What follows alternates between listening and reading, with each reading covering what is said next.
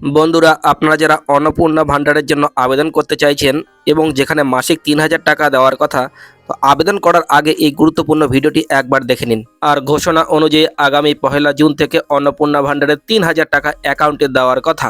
তাই আপনি যদি সফলভাবে আপনার অ্যাকাউন্টে টাকা রিসিভ করতে চান তো অবশ্যই এই অপশনটি দেখে নিন। স্ক্রিনে লক্ষ্য করুন, এখানে আধার নাম্বার এবং তার কয়েকটা ডিজিট দেখা যাচ্ছে, তার নিচে ব্যাংক সিডিং স্ট্যাটাস ইনঅ্যাক্টিভ দেখাচ্ছে এখানে। অর্থাৎ এই ব্যক্তিকে যদি অন্নপূর্ণা ভাণ্ডার বা সরকারের যে কোনো বেনিফিট প্রদান করে থাকে তাহলে এই ব্যক্তির অ্যাকাউন্টে তা রিসিভ হবে না, কারণ এই ব্যক্তির আধার ডিবিটি লিঙ্ক অ্যাক্টিভ নেই।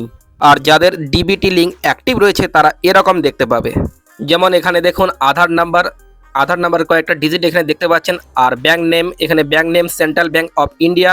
আর ব্যাংক সিডিং স্ট্যাটাস অর্থাৎ ডিবিটি লিঙ্ক এখানে দেখুন অ্যাক্টিভ, গ্রিন টিক এখানে রাইট চিহ্ন দেখাচ্ছে। অর্থাৎ এই ব্যক্তি সরকারের যে কোনো বেনিফিট ডাইরেক্ট তার ব্যাংক অ্যাকাউন্ট, যেমন এখানে সেন্ট্রাল ব্যাংক অফ ইন্ডিয়া রয়েছে, সেন্ট্রাল ব্যাংকে পেয়ে যাবে। তো চলুন, আপনার ব্যাংক অ্যাকাউন্টের ডিবিটি লিঙ্ক অ্যাক্টিভ আছে অথবা অ্যাক্টিভ নেই আপনি কিভাবে চেক করবেন, আর যদি অ্যাক্টিভ থাকেও তো সেটা কোন ব্যাংকে ডিবিটি অর্থাৎ ডাইরেক্ট বেনিফিট ট্রান্সফার আপনি পেয়ে যাবেন। তো আপনি যদি নিজেই চেক করতে চান কিভাবে চেক করবেন সেটা এই ভিডিওতে আমি আপনাকে স্টেপ বাই স্টেপ দেখাচ্ছি। তো সর্বপ্রথম আপনার মোবাইল ফোন অথবা ল্যাপটপের যে কোনো ব্রাউজার ওপেন করতে হবে। এখানে আমি আমার ল্যাপটপের ক্রোম ব্রাউজার ওপেন করছি। গুগল সার্চ বারে আপনাকে টাইপ করতে হবে aadhaar.udi.gov.in। মনে রাখবেন এভাবেই আপনাকে সার্চ করতে হবে। উপরে দেখুন ওয়েবসাইটটি দেখাচ্ছে, আপনার ওয়েবসাইটের ইন্টারফেস এরকম দেখতে পাবেন। আপনাকে একদম নিচে স্ক্রল করে যেতে হবে। স্ক্রল করে আপনাকে এখানে দেখুন ব্যাংক সিডিং স্ট্যাটাস অপশন দেখাচ্ছে, এই যে অপশনটা ব্যাংক সিডিং স্ট্যাটাস, এর উপরে ক্লিক করে দিলাম। ক্লিক করার পরে এখানে বলছে ইন্টার আধার নাম্বার, আপনার আধার নাম্বার আর ক্যাপচা ফিল করে লগ ইন উইথ ওটিপি অপশনে ক্লিক করে এখানে ইন্টার ওটিপি জায়গায় আপনার ওটিপি, আপনার আধার নাম্বারে যে মোবাইল নাম্বার রেজিস্টার রয়েছে তার মধ্যে একটা ওটিপি আসবে। ওটিপিকে এখানে ইনপুট করা মাত্রই এরকম একটি ইন্টারফেস দেখতে পাবেন।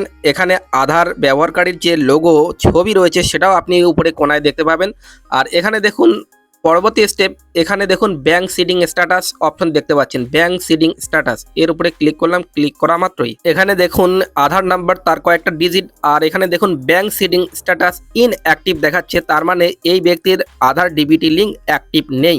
আর যাদের অ্যাক্টিভ রয়েছে তারা কিরকম দেখতে পাবে যেটা আমি এই ভিডিওতে একটু আগেই দেখালাম। আপনি যদি আপনার ডিবিটি লিঙ্কে অ্যাক্টিভ করতে চান তো কিভাবে অ্যাক্টিভ করতে হয় আপনি ঘরে বসে আপনার কম্পিউটার অথবা মোবাইল ফোনের মধ্যে আপনি অ্যাক্টিভ করতে পারবেন। তার প্রসেস এই ভিডিওর এন্ড স্ক্রিন বা ডেসক্রিপশনে দিয়ে দেবো। আপনি ঘরে বসে আপনার আধার ডিবিটি লিঙ্ক বা ব্যাংক ডিবিটি লিঙ্ককে অ্যাক্টিভ করতে পারবেন। Thanks for watching.